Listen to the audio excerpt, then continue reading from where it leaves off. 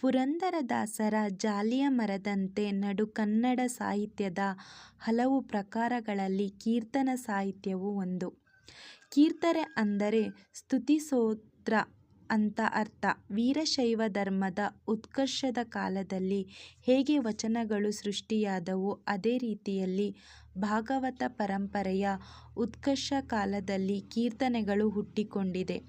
ಕೀರ್ತನ ಸಾಹಿತ್ಯ ಪರಂಪರೆಯ ಆದ್ಯ ಪ್ರವರ್ತಕರು ನರಹರಿ ಹರಿತೀರ್ಥರು, ನಂತರ ಶ್ರೀಪಾದರಾಯ, ವ್ಯಾಸರಾಯ, ಪುರಂದರದಾಸ, ಕನಕದಾಸರ ಕಾಲದಲ್ಲಿ ದಾಸಪಂಥವು ಉತ್ತುಂಗ ಶಿಖರವನ್ನು ತಲುಪಿದ ಆದಿದೈವವನ್ನು ಕುರಿತು ದಾಸರು ಕಟ್ಟಿದ ಹಾಡು ಹಬ್ಬಗಳೇ ಕೀರ್ತನೆಗಳು. ಪುರಂದರದಾಸರ ಕೀರ್ತನೆಯಿಂದ ಕರ್ನಾಟಕ ಸಾಹಿತ್ಯ ಉದಯವಾದುದು ಒಂದು ಮಹತ್ವದ ವಿಚಾರ.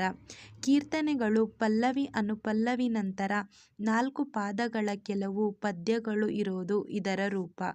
ತತ್ವಜ್ಞಾನ ತಾರತಮ್ಯಗಳನ್ನು ಅನುಸರಿಸಿ ದೇವತಾ ಸ್ತುತಿ, ಭಗವಂತನ ವಿವಿಧ ಅವತಾರಗಳ ಲೀಲೆಗಳ ಉಲ್ಲೇಖ, ಸ್ವಾಭಾವಿಕ ಒಲವು ನಿಲುವು, ಮಾನಸಿಕ ತೊಳಲಾಟ ಒಳನಾಟ, ಸಾಮಾಜಿಕ ವಿಡಂಬನೆ ವಿಮರ್ಶೆ ಕೀರ್ತನೆಗಳ ವಸ್ತು. ಪುರಂದರ ವಿಠಲ ಎಂಬುದು ಇವರ ಕೀರ್ತನೆಗಳ ಅಂಕಿತ.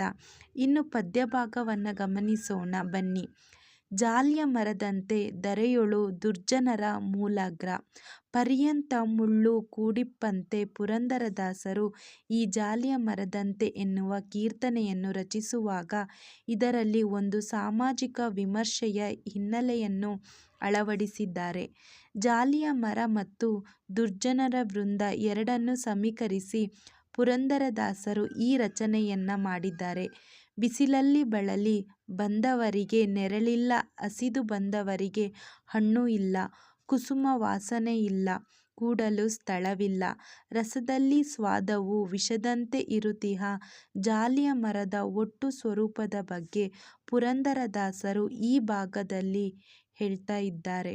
ಜಾಲಿಯ ಮರವು ಬಿಸಿಲಲ್ಲಿ ಆಯಾಸಗೊಂಡು ಬಂದವರಿಗೆ ನೆರಳನ್ನು ನೀಡುವುದಿಲ್ಲ, ಹಸಿದು ಬಂದವರಿಗೆ ಹಣ್ಣನ್ನು ನೀಡುವುದಿಲ್ಲ, ಅದರ ಹೂವಿನಲ್ಲಿ ಸುವಾಸನೆ ಇಲ್ಲ, ಅಲ್ಲಿ ಕೂತ್ಕೊಳ್ಳೋಕ್ಕೆ ಜಾಗ ಇಲ್ಲ, ಅದರ ರಸವನ್ನು ಸವಿಯೋದಕ್ಕೆ ಮುಂದಾದರೆ ಅದು ವಿಷದ ಸ್ವಾದವನ್ನು ಹೊಂದಿದೆ, ಅಂದರೆ ವಿಷದಷ್ಟು ಕಹಿಯಾಗಿದೆ, ಆದ್ದರಿಂದ ಜೀವಕ್ಕೆ ಕುತ್ತು ಕೂಡ ಬರಬಹುದು.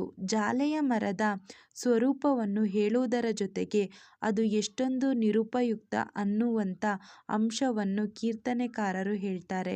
ಹಾಗಾಗಿ ಇದನ್ನು ದುರ್ಜನರ ಜೊತೆಗೆ ಸಮೀಕರಿಸುತ್ತಾ ದುರ್ಜನರು ಹಾಗೆ ಯಾರಿಗೂ ಉಪಯೋಗವಿಲ್ಲ ಮತ್ತು ಅವರ ಸಂಗದಿಂದ ನಮಗೆ ಅಪಾಯವೇ ಹೆಚ್ಚು ಅನ್ನೋದನ್ನು ಹೇಳೋಕ್ಕೆ ಮುಂದಾಗಿದ್ದಾರೆ. ಊರ ಹಂದಿಗೆ ಷಟ್ರಸಾನ ಬಿಕ್ಕಲು ನಾರುವ ದುರ್ಗಂಧ ಬಿಡಬಲ್ಲುದೆ, ಘೋರ ಪಾಪಿಗೆ ಜ್ಞಾನ ತತ್ವದ ಪೀಳಲು ಕ್ರೂರ ಕರ್ಮದ ಬಿಟ್ಟು ಸುಜನನಾಗುವನೆ. ಮೈತುಂಬ ದುರ್ಗುಣವನ್ನೇ ಹೊಂದಿದ ಘೋರ ಪಾಪಿಯ ಮೂಲ ಸ್ವಭಾವವನ್ನು ತಿಳಿಸುತ್ತಾ ಆತ ನನ್ನ ಹಂದಿಗೆ ಹೋಲಿಸುತ್ತಾ ಇದ್ದಾರೆ. ಊರ ಹಂದಿಗೆ ಒಳ್ಳೆಯ ರಸಭರಿತವಾದ ಒಂದು ಮೃಷ್ಟಾನ್ನ ಭೋಜನವನ್ನು ಕೊಟ್ಟರೂ ಅದು ನಾರುವಂಥ ಕೆಟ್ಟ ವಾಸನೆಯ ಕೊಳಕು ತಿನ್ನುವುದನ್ನು ಬಿಡುವುದಿಲ್ಲ, ಹಾಗಾಗಿ ಅದರ ಕೆಡುಕನ್ನು ಬಿಡುವುದಿಲ್ಲ. ಹಾಗೆ ಘೋರ ಪಾಪಿಗೆ ತತ್ವಜ್ಞಾನದ ಬಗ್ಗೆ ಹೇಳಿದರೆ ಆತ ಯಾವತ್ತಿಗೂ ಬದಲಾಗಲ್ಲ. ಇಲ್ಲಿ ದಾಸರ ದುರ್ಗುಣಗಳನ್ನೆಲ್ಲ ತನ್ನ ಮೂಲ ಸ್ವಭಾವದಲ್ಲಿ ಹೊಂದಿದವನು ಯಾವತ್ತೂ ಒಳ್ಳೆಯವನಾಗಲಾರ ಅಂತ ಹೇಳ್ತಿದ್ದಾರೆ. ಈ ಮೂಲಕ ಸಮಾಜಕ್ಕೆ ಕಂಟಕ ಪ್ರಾಯರಾದವರನ್ನು ಏನು ಮಾಡಿದ್ರೂ ಬದಲಾಯಿಸುವುದಕ್ಕೆ ಸಾಧ್ಯವಿಲ್ಲ ಅನ್ನುವಂಥದ್ದು ಭಾವವನ್ನು ಇಲ್ಲಿ ಹೇಳ್ತಾ ಇದ್ದಾರೆ. ತನ್ನಿಂದ ಉಪಕಾರ ತೊಡಕಾದರೂ ಇಲ್ಲಿ ಭಿನ್ನಣದ ಮಾತಿಗೆ ಕೊನೆಯಿಲ್ಲ. ಅನ್ನಕ್ಕೆ ಸೇರಿದ ಕುನ್ನಿ ಮಾನವರಂತೆ ಇನ್ನಿವರ ಕಾರ್ಯವೂ ಪುರಂದರ ವಿಠಲನ ಅಂದರೆ ದುರ್ಜನರ ಕೆಟ್ಟ ಗುಣಗಳ ವಿವರಣೆಯನ್ನು ಇಲ್ಲಿ ಕೂಡ ಮುಂದುವರಿಸುತ್ತಾರೆ. ದುರ್ಜನರಿಂದ ನಾವು ಒಂದು ಸಣ್ಣ ಉಪಕಾರವನ್ನು ನಿರ್ಲಕ್ಷಿಸುವ ಹಾಗಿಲ್ಲ, ಆದರೆ ಅವರಲ್ಲಿ ಭಿನ್ನಣದ ಮಾತುಗಳಿಂದ ಏನೇನೂ ಕೊರತೆ ಇರೋದಿಲ್ಲ. ದುರ್ಜನರ ವೈಯಾರದ ಮಾತುಗಳನ್ನು ಕೇಳುವಾಗ ತಾನು ದೊಡ್ಡ ಪರೋಪಕಾರಿ ಅನ್ನುವಂತಹ ಭಾವನೆ ಅವರದ್ದಾಗಿರುತ್ತೆ. ಇದರಿಂದಾಗಿ ಉಪಕಾರಿಯಾಗದ ಇವರು ತಮ್ಮ ಕಾರ್ಯಸಾಧನೆಗಾಗಿ ಅನ್ನ ತಿನ್ನಲು ಕಚ್ಚಾಡುವ ನಾಯಿಗಳಂತೆ ಮೇಲೆ ಬಿದ್ದು ತಮ್ಮ ಕಾರ್ಯವನ್ನು ಸಾಧಿಸಿಕೊಳ್ಳುತ್ತಾರೆ.